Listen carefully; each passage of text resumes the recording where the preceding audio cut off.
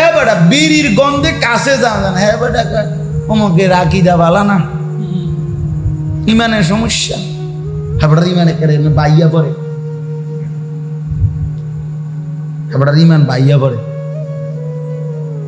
নবীর ভালোবাসা নাই, নবীর মোহব্বত নেই। বাহ বাহ বাহ চাচা, বইয়া বইয়া আমনে হুদা খেল চিড়া খান আর আমরা বইয়া ভাত খাই। হ্যাঁ খামখেয়ালি এটা। আখেরাত তো খামখেয়ালি না রে বাপ, আখেরাত তো খামখেয়ালি না। সমস্ত বুজুর্গদের এটা তো কথা, ভালোবাসলে অনুসরণ করতে হয়। তাহলে মুখে বিড়ি সিগারেটের দুর্গন্ধ,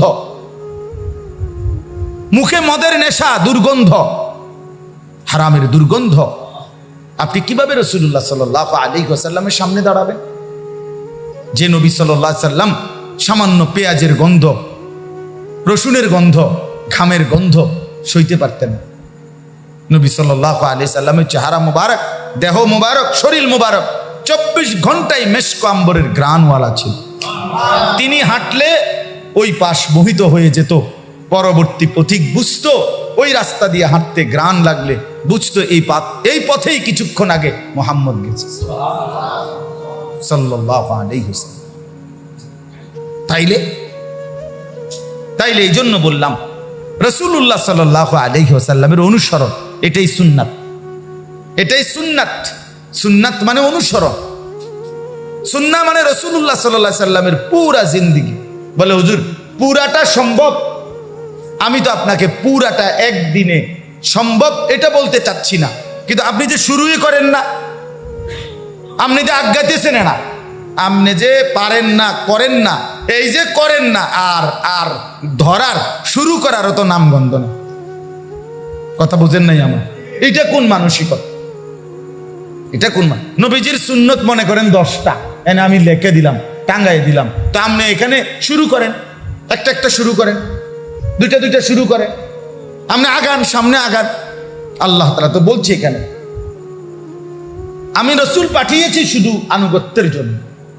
কোরআনে আছে আল্লাহ তাআলা বলেন কুল ইন কুনতুম তুহিব্বুনাল্লাহ ফাত্তাবিউনি। এই যে এই কথা তো কত শুনছেন আপনারা, এই আয়াত এটা আল্লাহ নবীকে বলছে, বন্ধু আপনি বলেন তোমরা যদি আল্লাহকে ভালোবাসতে চাও আমি রাসূলের অনুসরণ করো। কার অনুসরণ বলেন না ভাইয়া, কার অনুসরণ? এতে লাভ কি? আল্লাহ বলে নবীকে বলতে বলছে, বন্ধু কোন লাভটাও কোন? মানুষ লাভ শুনতে চায়, ঠিক আছে লাভ বলে ইউহিব্বুকুমুল্লাহ। আপনাকে যদি অনুসরণ করে আপনার উম্মত, আমি ওয়াদা দিলাম আমি আমার ভালোবাসা এমনিতেই দিয়ে দেব, ভালোবাসা দিয়ে দেব। ওয়াগফির লাকুম যুনুবাকুম। এরপরে আল্লাহ বলেন সাথে সাথে আমি ভালোবাসা নয়, আমি তো ভালোবাসা দেবই, আপনার উম্মত আমার বান্দার পুরা জিন্দেগীর গুনাহ মাফ করে দেব। তাহলে আনুগত্য রাসূলের ইত্তেবার মধ্যে খোদার কসম মাগফিরাত আছে। কি আছে? আরে ভাইয়া বুঝেন না এই কথাটা? নবীকে অনুসরণ করলে আল্লাহর মহব্বতও পাওয়া যাবে, আবার গুনাহের মাফি মাগফিরাত পাওয়া যাবে কিনা বলেন? তাহলে সুন্নতের মধ্যে কি আছে? মাগফিরাত আছে। সুন্নতের মধ্যে কি আছে বলেন? আনুগত্যের মধ্যে কি আছে বলেন? অনুসরণের মধ্যে কি আছে বলেন? আর মাগফিরাত দরকার। আরে আমাদের মাগফিরাত দরকার, তো সুন্নতের অনুসরণ করেন। আল্লাহ তো বলছেন এই কথা, ওয়াগফির লাকুম যুনুবাকুম। এবার এই আয়াত শুনেন, বাকি অংশ আজীব হয়ে যাবেন। আল্লাহ পাক আমার নবী সাল্লাল্লাহু আলাইহি সাল্লামকে কতটা, আমাদের জন্য কত বড় সৌভাগ্য তিনি, যে নবীর ব্যাপারে আল্লাহ 1 নম্বরে বললেন তোমাদের মাগফিরাত আমার বন্ধুর সুন্নতের অনুসরণ আনুগত্যের মধ্যেও আছে। এবার আল্লাহ বলেন আমি আরেকটু কাছাইয়া দেই, বান্দা তোমার মাগফিরাত দরকার তো আমি আরো একটু কাছাইয়া দেই। আমার বন্ধুর সামনে উপস্থিত হওয়া আর বন্ধুকে সামনে রাইখা তুমি যদি আমি আল্লাহর কাছে হাত তুলে গুনাহ মাফ চাও, মাগফিরাত চাও, আর যদি শুধু কদ্দুর কইতারো আমার নবীকে যে ইয়া রাসূলুল্লাহ আপনিও আমার লাগি একটু সুপারিশ করেন, আর তোমার জন্য যদি তোমার নবী আমার বন্ধু আমি আল্লাহর কাছে একটু সুপারিশ করে বলে, তা আমি ওয়াদা দিলাম সাথে সাথে গুনাহ মাফ। এইটাই আয়াতের বাকি অংশের। তাহলে সুন্নতের আনুগত্য অনুসরণের মধ্যেও মাগফিরাত, আবার আমার নবীর সামনে উপস্থিত হইয়া তাকে সামনে রাইখা যদি আমার কাছে দোয়া করো আর নবীজির কাছে যদি আবদার করো যে আপনি কদ্দুর আমার লাইগা বলেন, সুপারিশ করেন, সুপারিশ করেন, তাইলে আল্লাহ বলেন আমি ওয়াদা দিচ্ছি আমি তওবা কবুল করব। ওয়ালাউ আন্নাহুম ইয যালামু আনফুসাহুম, রব্বুল আলামিন বলেন ওয়ালাউ আন্নাহুম ইয যালামু আনফুসাহুম, আল্লাহ তাআলা বলেন বন্ধু একটা সুন্দর ফর্মুলা শুনেন, নবীকে আল্লাহ শুনিয়েছেন একটা সুন্দর পদ্ধতি শুনেন। আমার বান্দারা যদি পুরা জিন্দেগি গুনাহ এবং নাফরমানি করে নিজেকে একদম জুলুম করে শেষ করে ফেলেছে, এবার যদি জাউকা আপনি রাসূলের সামনে এসে উপস্থিত হয়, আপনার সামনে দাঁড়ায়, তাফসীরের মধ্যে আছে নবীজির জীবিত থাকতে যেই কথা, নবীজির ইন্তেকালের পরে মদিনার রওজা শরীফের সামনে দাঁড়ানো একই কথা, সুবহানাল্লাহ। অর্থাৎ জীবিত থাকতে যেই হুকুম এখনো সেই হুকুম সেম, বরাবর 100 সমান। আপনার সামনে এসে যদি দাঁড়ায় ফাস্তাগফিরুল্লাহ, অতঃপর আপনাকে সামনে রেখে যদি আমি আল্লাহর কাছে ইস্তেগফার করে গুনাহ মাফ চায়, ওয়াস্তাগফারা লাহুমুর রাসূল, আপনি রাসূলও যদি আপনার উম্মতের প্রতি মায়া করে আপনিও যদি আমি আল্লাহর কাছে সুপারিশ করেন, ইস্তেগফার করেন, আপনিও যদি বলেন মাওলা আমার উম্মতের গুনাহ মাফ করে দেন, ওই বেশি কাঁদতেছে আল্লাহ আপনি ওরে মাফ করে দেন, লাওয়াজাদুল্লাহ তাওয়াবার রাহিমা, তাইলে আমি আল্লাহ ওয়াদা দিলাম বন্ধু আমি আল্লাহকেই আপনি তওবা কবুলকারী হিসাবেই তাৎক্ষণিক পাবেন, রাহিমা দয়ালু হিসাবেই পাবেন, অর্থাৎ দেরি করব না, মাফ করে দেব। এরপরে আল্লাহ বলেন ফালা ওয়া রাব্বিকা লা ইউমিনুনা, আল্লাহ বলেন এরপরের আয়াতে বন্ধু আমি আমার রবের কসম দিয়ে বললাম, আমার জাতের কসম করে বললাম, আল্লাহ আল্লাহর কসম করে বলতেছে লা ইউমিনুনা হাত্তা ইউহাক্কিমুকা ফিমা শাজারা বাইনাহুম। জওয়ান ভাই তুমিও শুনো আমিও শুনি, যে কয়জন বাপ আপনারাও শুনেন, আল্লাহ স্পষ্ট বলছেন, আল্লাহ বলেন আমি আমার জাতের কসম, আমার রবের কসম, আল্লাহ বলেন আমি আমার নিজের কসম করে বলছি বন্ধু, যদি কেউ আপনি কোনো সিদ্ধান্ত দেওয়ার পরে তার বিপরীত কিছু বলে, মতামত পেশ করে লা ইউমিনুনা, সে আর 1 সেকেন্ডের জন্য মুমিন থাকবে না। এটা কোরআনের আয়াত। ফালা ওয়া রাব্বিকা কসম করে বলছে, কসম কসম কসম করে বলছে লা ইউমিনুনা, মুমিন থাকবে না, ইমানদার থাকবে না। তাহলে প্রতিনিয়ত যারা রাসূলুল্লাহ সাল্লাল্লাহু আলাইহি ওয়াসাল্লামের আদেশ নিষেধ, সুন্নাত তরিকার, নবীজির নীতি আদর্শ চাল চলনের বিরোধিতা করছেন প্রতিদিন লাগাতার, ইমানের কি হালাত। প্রতিদিন যার স্ত্রী বেপর্দা, আপনি কি জানেন না এটা নবী নিষেধ করছে? এক এক সন্তান, তাজা সন্তান ইচ্ছা করে চোখের সামনে বরবাদ হয়ে যেত। অভিভাবক, মা বাবা, আত্মীয় স্বজন কারো বন্ধনে নাই, নিজের মতো 12 বছরের ছেলে, 14 বছরের ছেলে চলাফেরা দেখলে মনেও যেন হাতের মনেও নাই যেতে যে মুসলমান। কতদিন ফজরের নামাজ পড়ে না সে কইতেও পারত না, চিন্তা করে দেয়। পেশাব করে পানি নেয় না, ঢিলা কুলুক টয়লেট পেপার ব্যবহারের কোনো নাম গন্ধ না, শাহওয়াত, সারাদিন বন্ধুদের আড্ডা, পোলাপানের আড্ডা, মেয়ের ছবি দেখা, নারীর ছবি দেখা, নাচ গান, জেনা ব্যভিচারের দৃশ্য দেখা, ওহো হায় হায় হায় হায়, বহুত খতরনাক অবস্থা, একেবারেই বিপদের মুখে। একটা জেনারেশন, একটা প্রজন্ম, একটা এলাকার, একটা দেশের, একটা শহরের, একটা অঞ্চলের 2-4 জন মিয়া খামখেয়ালি হয়, গাফেল হয়, দুষ্ট হয়, কিন্তু অধিকাংশ একসাথে এইভাবে বেনামাজি মহল্লা, একটা বড় মহল্লা যেখানে ফজরের নামাজের ওয়াক্তে মসজিদে কোনো মুসল্লি নাই, এরা 7টা বাজে 8টা বাজে ঠিকই আবার বের হয় না, মানে যার যার কর্মস্থলে বের হয়, কেউ দোকানে আসে, কেউ বাজারে যায়, কেউ চাকরি যায় না, বলেন না? তাইলে এই যে দিনের পর দিন ফজরের নামাজ পড়ে না, অথচ নিজেকে মুসলমান পরিচয় দেয়, আচ্ছা এত নির্লজ্জ মুসলমান কেমনে হয় বলেন? এই মানুষটার কি একটা চোখ শরমও নাই? তার কি একটা চক্ষু লজ্জাও নাই যে এই বেশরম কেমনে ঘরের থেকে বাইরেল যে তোরে তো কোনো দিন দেখি নাই বেটা ফজরের নামাজ পড়তে?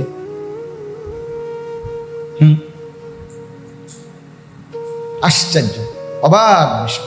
সবাই মেনে নিছে, সবাই আমরা মেনে নিছি, ছেলে মেয়ে, বড় ছোট, জওয়ান বুড়া, বাবা ছেলে, দাদা নাতি, সবাই একটা অবস্থা, এই কথাটার উপরে সবাই মেনে নিছে যে আল্লাহর নাফরমানি যে যেমনে জেদ্দুর পারো করো, কারো কোনো বাধা দেওয়ার কোনো দরকার নাই।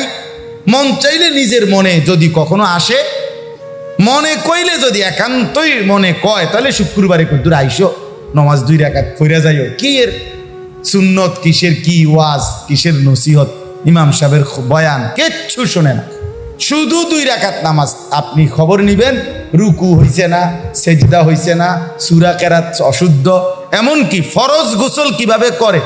এই যে মনে করেন 15 বছরের যে ছেলেটা 14 বছরের পরেই সে সাবালক হয়, তার বীর্যপাত হয়, তাইলে এই যে সে ফরজ গোসল করতে হয়, ফরজ গোসল শুধু গোসল করলে হয় না, শরীয়ত যেভাবে ঠিক নিয়ম বলছে ওইভাবে ফরজ গোসল করতে হয়। নাকের নরম জায়গায় পানি পৌঁছাইতে হয়, ফরজ। এটা অনেকেই জানে না, শিখেও নাই, জানবো কোত্থেকে, সে তো শিখেই নাই কোনোদিন বিষয়।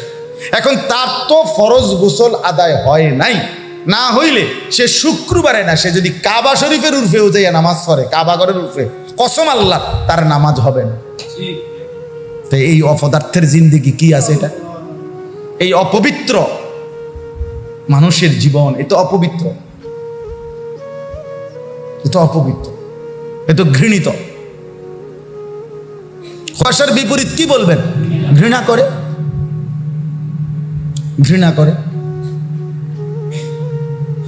এই জন্য ছেলেরা মিয়া বললাম, এত খামখেয়ালি করো, এত ঘাড়া দিন বইয়ে বইয়ে চুল একটারে ফিরানো, এটা কিতা কি ছাগলামি? এটা তোমার এই ফালতু কামটা ধরাই দিল, তুমি একটাবার বুঝলা না যে আমি নিজের খাইয়া কিনলে গা আমি চুল এটা শুধু সারাক্ষণ ফিরাইতাম, এই আকাম তোমারে দই, তুমি এত বেলা যদি সিরা চাবাইতা তত বেলা আসিল, তুমি মাটি কাটলো তো এত বেলা মাটি কাটতে পারতাম। তোমার একটা ইবলিসে একটা বুদ্ধি ধরাই দিছে যে শুধু কেবল তুই কি করবি, একটু পর পর চুলিটা ফিরাইবি, এইটা বলে একটা কাম। আমাদের সময় মাদ্রাসায় যে সময় আমরা পড়তাম, চাঁদপুর ফরিদগঞ্জ, ওইখানে একজন পিয়ন আছিল, মানে আমাদের মাদ্রাসার ওই ঘন্টা ফেডে, এ বেড়ার সবসময় আমরা অভ্যাস আছিল দেখছি, এ দাড়িরে এই কোনা এই শুধু এরকম করতো বাম হাত দিয়ে, এ দাড়িরে চুল কেটে মানে এ মনে মন করতো। তো ওই মাদ্রাসার ভাইস প্রিন্সিপাল হুজুর, আমি বহুত দেখছি হুজুরে হে অফিসে আইলেই ওরে দেখতো যে এরকম করে, তাই ডাক দিত, হ্যাঁ এদিকে মনে করেন 3টা হাজিরা খাতা অথবা মাদ্রাসার কোনো একটা বক্স বা একটা কিছু অফিসের বা এটা জব কইতো যে ধরেন এটা বাম হাতে ধরেন ধৈরা এইটা ধরে থাকেন, ডাইন হাতে নিবেন না আমি না বলা পর্যন্ত। ওই হুজুরে কইতো আর কি, সাবধান একদম, কিন্তু তাহলে কিন্তু অসুবিধা হইব। তো উনি তো প্রিন্সিপাল, উনি তো পিয়ন, মানতে বাধ্য, তো এইটা হে ধরে রাখতো। তো হে প্রায় দেখতাম অনেক সময় কইতো, হুজুর এটা কিতা করতাম, মানে তার তো কি অবস্থা খারাপ, তে যে এরম করতে চাইতেছে না। হুজুরে তো ওই এইটার জন্য এরম করতো, মানে হেঁটে যাতে এমন না করে, এই জন্য হুজুরে হাতে বাম হাতে মানে এটা দিয়ে রাখতো, একটা না একটা কিছু দিয়েই রাখতো বোতল মতন। আর হে একটু পর পরে এসে কইতো যে হুজুর এটা কিটা করতাম, এটা কি করতাম আপনাকে, আমার হুজুরে কয়টা আপনার কি করতাম বলছি নাকি, আমি যে সময় দরকার সময় তো কমই। তোমার হাতের মধ্যে এই হুজুরের এই ইয়াটা দিয়ে দেওয়া দরকার যে আস্তাগফিরুল্লাহ, আস্তাগফিরুল্লাহ। চলেন ভাইয়া, শেষ কথা, আল্লাহ বলেন হাত্তা ইউহাক্কিমুকা ফীমা শাজারা বাইনাহুম, নবী আপনি ফয়সালা দেওয়ার পর যদি তার বিপরীতে কিছু বলে, তো আল্লাহ বলেন আমার জাতের কসম, এর থেকে বড় কথা কি হইতে পারে? আমি আল্লাহর নিজের কসম বন্ধু, লা ইউমিনুনা, ওইটা ইমানদার থাকবে না। এই জন্য এই আয়াতের তাফসিরের মধ্যে আছে ওই ওমর রাদিয়াল্লাহু তাআলা আনহুর একটা ঘটনা, আপনারা অনেকে শুনছেন হয়তো ওয়াজে। ওমর রাদিয়াল্লাহু তাআলা মানে নবীজির কাছে একটা সালিশ বিচার নিয়া এক ইহুদি আর এক মুসলমান মুনাফিক গেছিল। যাওয়ার পরে সব কিতাবে এই আয়াতে এইটাই সেই আয়াত তাফসিরের মধ্যে আছে। ও দুইজনে গিয়া নবীজি ফায়সালা দিছে, রায় দিছে ইহুদির পক্ষে। ওই মুসলমান নামধারী ব্যক্তিটা, যে মুনাফিক চরিত্রের, মূলত নামধারী মুসলমান, সে বলছে আমি এই বিচার মানি না, ওমরের কাছে চলো। সে মনে করছে ওমর তো একটু কঠোর, ওই যেভাবে হোক আমি তো 900 করে হইলেও মুসলমান, শতবদর মুসলমান, তো আমি আমার পক্ষে রায় দিব। ওমর রাদিয়াল্লাহু তাআলা আনহু জিজ্ঞেস করছে ওনার কাছে যাওয়ার পরে, এই ব্যাপারে আর কেউ ফয়সালা দিছে কিনা ইতিপূর্বে, মানে আর তো সেই ইহুদি বলছে যে হ্যাঁ, আল্লাহ রসুল আপনাদের নবী মুহাম্মদ তিনি ফয়সালা দিছেন, এরপরও সে আপনার কাছে আসছে। তো ওমর রাদিয়াল্লাহু তাআলা বলছে এখন কি আমার রায় শুনতে চাচ্ছ? বলছে হ্যাঁ আপনার রায়। যে অপেক্ষা করো, দাঁড়াও এখানে, আমি ভিতর থেকে, এটাই তাফসিরে আছে, ভিতর থেকে তরবারি আইনা একটা কোপ দিয়া ওই মুনাফিকের কল্লাটা ফালাইয়া তিনি বলছে হাদা মা কাদাইতু মান লাম ইয়ারদা বিকাদাই রাসূলিল্লাহ, রাসূলের ফয়সালা যে মানে নাই তার ব্যাপারে আমার রায় এটাই।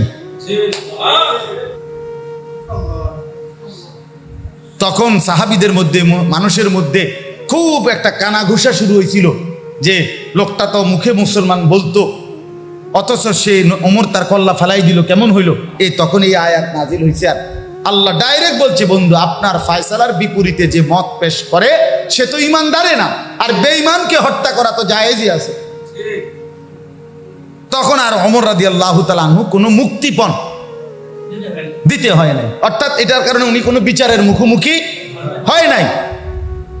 সুম্মা লা ইয়াজিদু ফি আনফুসিহিম হারাজাম মিম্মা কাদাইতা, আল্লাহ বলছে শুধু ভিতরে মাইনা নিছি মুখে, আচ্ছা আচ্ছা নবী কইছে তো আর কিতা করন, ঠিক আছে, না না এইটা কোথায় না কইলে হইতো না। আল্লাহ বলছে এই সমস্ত কুয়ানি মুয়ানি কইলে হইতো না। আল্লাহ তাআলা বলছেন সুম্মা লা ইয়াজিদু ফি আনফুসিহিম হারাজাম মিম্মা কাদাইতা, আপনি যে ফয়সালা করেছেন এই ফয়সালার উপরে মনে মনে ভিতরেও, কারণ মানুষে না উপরেরটা দেখছে, ভিতরটাও তো আমি জানি, আর এটার ভিতর মনে মনেও অন্তরে অন্তরেও কোন রকমের ভিন্ন চিন্তা থাকতে পারবে না, নইলে কিন্তু ঈমান থাকবে না। আর কি বলতো, কথা বোঝেন নাই? ভিতরে ভিতরে নবীর কথা কইয়া আটকায় দিল, আরই মনে মনে কইলেন না, মনে মনেও কি করা যাবে না, না আল্লাহ রসুলের কথা এটাই, আমি এটাই মানি। ওয়ায়ুসাল্লিমু তাসলিমা, রব্বুল আলামিন বলে মানে হলো এক কথায় নিঃশর্ত আনুগত্য করে নিবে। কি আনুগত্য? নিঃশর্ত আনুগত্য করে, অর্থাৎ পুরাপুরি মেনে নিবে। আমার বাপ আমার ভাই, কথা শেষ। এই মাদ্রাসা সুন্নাতে নববী, অর্থ হলো রাসূলুল্লাহ সাল্লাল্লাহু আলাইহি ওয়াসাল্লামের সুন্নাত। অতএব আমরা প্রত্যেকে আজকে এই মাদ্রাসার নামের কারণেই আমি এটা বললাম, দয়া করে আপনারাও, ছেলেরা তোমরাও ভাইয়া, চেহারা সুরত আরেকটু ঠিক করো ভাইয়া। রাসূলুল্লাহ সাল্লাল্লাহু আলাইহি ওয়াসাল্লামের চুল মুবারক কেমন ছিল এটা একটু জানার চেষ্টা করো, কইরা ওইভাবে চুলটা রাখেন। সাহাবায়ে কেরাম কিভাবে চুল রাখতেন, আউলিয়ায়ে কেরাম কিভাবে চুল রাখতেন, ওলামায়ে কেরাম যুগ যুগ ধরে ভালো মানুষ কিভাবে চুল রাখছে, সমাজের মধ্যে যারা নেককার, মানুষের কাছে প্রিয়, তাদের চুল কেমন ছিল এটা দেখো ভাইয়া। শরীর পাক রাখতে চেষ্টা করেন, ওযু কিভাবে করতে হয়, ফরজ গোসল। আমি এই কয়জন ছেলে নওজোয়ান বাবা যারা আছেন ভাই, অনুরোধ করছি আশেপাশের আলেম থেকে, মাদ্রাসার উস্তাদদের থেকে কমপক্ষে ফরজ গোসল কিভাবে করতে হয় এটা শেখা দরকার, নাইতো কিন্তু বড় বিপদ। কারণ এটা জিজ্ঞাসা করলেই হয় যে নাকের নরম জায়গায় পানি পৌঁছানো ফরজ, কুলি করা ভালোভাবে ফরজ, সমস্ত শরীর ধৌত করা ফরজ, কিন্তু শুধু একটু বুঝার বিষয় হলো যে আপনার নাকের নরম জায়গায় পানিটা কিভাবে পৌঁছাইতে হয়, এটা একটু প্র্যাকটিক্যাল দেখে নিলে, একজন হুজুর থেকে শিখে নিলে সহজ, একদম সহজ এইটা। তাহলে এই জন্য আমরা যেন প্রত্যেকে ইনশাআল্লাহ নিজের দিন, নিজের ঈমান আমল ঠিক রাখার চেষ্টা করব এবং রাসূলুল্লাহ সাল্লাল্লাহু আলাইহি ওয়াসাল্লামের সুন্নাতের উপরে আমল করার চেষ্টা করব। বলেন ইনশাআল্লাহ। আমরা দোয়া করি, রমজান মাসে এই মাদ্রাসাটি আলহামদুলিল্লাহ শুরু হয়েছে। এখন 50-এর উপরে ছাত্র ইতিমধ্যেই ভর্তি হয়েছে আলহামদুলিল্লাহ। ইনশাআল্লাহ ধীরে ধীরে অল্প অল্প করে আগাবে। আল্লাহ চাহে তো আগাবে, আল্লাহ চাইলে সবই হবে, আল্লাহ না চাইলে কিছুই হবে না। ঠিক কিনা বলেন না কেন? আল্লাহ চাইলে কোনো প্রতিবন্ধকতাই ঠকাইতে পারবে না, আল্লাহ না চাইলে কারো সহযোগিতা দিয়েই আগানো যাবে। এজন্য আল্লাহর কাছে আমরা দোয়া করি, আপনারাও দোয়া করবেন। যে কয়জন ভাই এই মহল্লার যুবক ভাই মুরব্বী আপনারা আসছেন, মনে রাখবেন একটা মাদ্রাসা একজন মুসলমানের কাছ থেকে 3টি জিনিস চায়। কয়টা জিনিস? 1 দোয়া, দোয়া করা যে আল্লাহ মাদ্রাসাটা কবুল করেন। 2 আতফাল, সন্তান চায়, সন্তান, আপনার ছেলে, আপনার মেয়ে, আপনার পাড়া পড়শির ছেলে মেয়ে। হ্যাঁ, 3 নাম্বার হলো আমওয়াল, কিছু দান সাদাকা। যেহেতু এখানে কোরআন পড়ানো হয়, দ্বীনের খেদমত হয়, তো আমিও কিছু দিলাম, অংশগ্রহণ করলাম। এই দোয়া, আতফাল, আমওয়াল, মুসলমানের দোয়া, মুসলমানের সন্তান, মুসলমানের দান সাদাকা, এই 3টা মিললে মহল্লাবাসী মানুষের কাছ থেকে মাদ্রাসা চায়। আমার শায়েখ আল্লামা মুফতি মুশতাকুন নবী সাহেব বলে, কেউ যদি কোনো মাদ্রাসার সাথে এই 3টা দিয়ে সম্পর্ক কায়েম করে, আমি দোয়াও করছি, আমার কিংবা কারো সন্তান ভর্তি করাইবার চেষ্টা করছি, কিছু দান সদকাও করছি, তাইলে আশা করা যায় ইনশাআল্লাহ কিয়ামতের দিন হাসরের মাঠে ওই ভাই, ওই ব্যক্তি মাদ্রাসাওয়ালাদের সাথেই দাঁড়াবে, কোরআনওয়ালাদের সাথেই দাঁড়াবে। এই জন্য সব সময় মাদ্রাসার পক্ষে থাকবে। বলেন ইনশাআল্লাহ। আচ্ছা, আরেকটা শেষ কথা হলো, মনে রাখবে, একটা গুরুত্বপূর্ণ কথা, সেটা হলো ইদানিংকালে আপনারাও দেখতেছেন আলহামদুলিল্লাহ আগের চাইতে ব্যাপক হারে মাদ্রাসার পরিমাণ বাড়তেছে। ঠিক কিনা বলেন তো? বিভিন্ন বিল্ডিংয়ে, পাড়ায়, মহল্লায়, এলাকায়, গলিতে গলিতে। এটার একটা বিশেষ কারণ আছে। কারণ হইল আগামী দিনে ঈমান ইসলামের পরীক্ষা, ঈমান রক্ষার পরীক্ষাও বাড়বে। হ্যাঁ, শুধু বরিশাল ঘূর্ণিঝড় হইলে সব সময়, অথবা ভোলা সব সময় যদি ঘূর্ণিঝড় হয়, তাহলে ভোলা এবং বরিশাল, খুলনা, সুন্দরবনের আশপাশে পর্যাপ্ত পরিমাণ সাইক্লোন সেন্টার, অর্থাৎ মানুষের ওই আশ্রয় কেন্দ্র থাকলেই যথেষ্ট। যেখানে ভূমিকম্পের সম্ভাবনা কম, সেখানে কম হইলেও চলে, কিন্তু ভূমিকম্প যদি সারা দেশব্যাপী হয় আর সাইক্লোন সেন্টার যদি শুধুই কেবল ভোলা আর বরিশাল হয়, তাহলে বিপদ আছে। কথা বোঝেন নাই? তাহলে মুসিবত আছে। এই জন্য ঈমান ইসলামের পরীক্ষা এটা আগামী দিনে সর্বত্র হবে। দাজ্জালের ফিতনা, মানুষের ঈমান রক্ষার ফিতনা সকল গলিতে গলিতে ঢুকবে, গলিতে গলিতে, গ্রামে গ্রামে, অঞ্চলে অঞ্চলে ঢুকেই আছে। এখন ঢুকে কত ভাবে, এগুলো বললে রাত দিন নাই, কত ভাবে আপনার মুসলমানদের ঈমান ধ্বংস করার জন্য সূক্ষ্ম থেকে সূক্ষ্ম। আমি খুলনা গেছি, আপনার সুন্দরবন, আমাদের ইকবাল ভাই, আমরা ওইখানে আপনার একটা এলাকায় বৃষ্টির পানি সারা বছর তারা খায়, পান করে। তাদের পান করার জন্য কোনো মোটর নাই, পানি উঠানো সিস্টেমে নাই। বৃষ্টির পানি জমায় টাঙ্কির মধ্যে, ওইটার থেকেই সারা বছর পানি খায়। এখন খ্রিস্টান মিশনারি কোম্পানি, খ্রিস্টানদের, ওরাই ওইখানের পুরা অঞ্চলে মানুষকে পানির টাঙ্কি, যেগুলো জমায় না, পানি জমাবে যেটা, এই যে গাজী টাঙ্কি আছে না আমাদের, এগুলো দেয় 5,000 লিটারের, 10,000 লিটার, 8,000 লিটার, না এরকম বড়। ওই যে সুতারখালি আমরা গেলাম, তাইলে এরপরে আপনার নিয়ম হইল এই টাঙ্কিগুলো আনতে হইলে ফ্রি দেয়, ফ্রি দেবে, তবে শর্ত হইল মহিলা যাই আনতে, মহিলা আনতে হইব। এটার কাগজপত্রে সবকিছুতে সই দিতে হবে মহিলা। কথা বুঝছেন কিনা? 7-8টা কাগজের মধ্যে সই দিয়ে এরপর এটা দেয়, ফ্রি দেয়, মহিলা দিতে হবে। এখন প্রশ্ন হইল, এটা মহিলা নিতে হবে কেন? কথা বলেন নাম না, স্বাভাবিক যুক্তি কি বলে, এটা মহিলা নিবে কেন? এত বড় টাঙ্কি এটা। 2 নাম্বার, 7-8টা কাগজের ভিতরে কোনো কাগজে যদি লেখা থাকে তাদের, মহিলা তো জানে না, অশিক্ষিত মানুষ টিপসই দিল, ওইখানে যদি লেখে আমি যিশুকে, মানে তারা যে ঈসা নবীকে আল্লাহর বেটা, আল্লাহর পুত্র মনে, তা আমরা যদি বলি যে হ্যাঁ, ঈশ্বর পুত্র ঈসাকে আমি সর্বান্তকরণে মেনে নিলাম, কথার কথা, একটা কিছু যদি থাকে তো তাইলে এই মহিলার ইমান আসেনি। তো আমি একটা উদাহরণ বললাম আর কি, এরকম কত কিছু দিয়ে ইমান ইসলাম বিধ্বংসী হচ্ছে। এই জন্য মুসলমান তার ইমানের নিরাপত্তার জন্য, ইমান বাঁচাবার জন্য এই অল্প সময় পরে প্রতিটা গলিতে গলিতে আলেম খুঁজবে, মাদ্রাসা খুঁজবে, সেখানে এসে জিজ্ঞাসা করবে, একটু আশ্রয় নিতে চেষ্টা করবে নিজের ইমান বাঁচানোর জন্য। এই জন্য আল্লাহ তাআলা কুদরতি ভাবে চতুর্দিকে আল্লাহর পরিকল্পনায় পর্যাপ্ত পরিমাণ মাদ্রাসা হচ্ছে মুসলমানের ইমান বাঁচানোর আশ্রয় কেন্দ্র। আল্লাহ তাআলা আমাদেরকে কবুল করেন, এই মাদ্রাসাকেও কবুল করেন। আজকের এই ছোট্ট আয়োজন অনেকটা পেরেশানির ভিতরেই ছিল, এরপর আলহামদুলিল্লাহ যে কয়জন ভাই আসছে, আমি ধমক দিল, এই ধমকের মাকসাদ তাড়ায় দেওয়া না দোস্ত, এই তুমগো পিছনের যে কয়জন উদ্দেশ্য কোনো তোমারে তাড়ায়া দেওয়া না, তোমার কলিজার মধ্যে আল্লাহর কথা মনে করানো। এই জন্য সবার মহব্বত করি আমরা, সবার ভালো চাই, সবার কল্যাণ চাই, সবার পরিবর্তন চাই। সবাই মিলে ইনশাআল্লাহ নবী সাল্লাল্লাহু আলাইহি সাল্লামের অনুসরণ করার চেষ্টা করবেন, 5 ওয়াক্ত নামাজ পড়বেন, হালাল পন্থায় জীবন চালাবেন, আখিরাতের ফিকির করবেন, পরকালের হিসাব করবেন। আল্লাহ আমাদেরকে তৌফিক দেন, কবুল করেন, আমিন।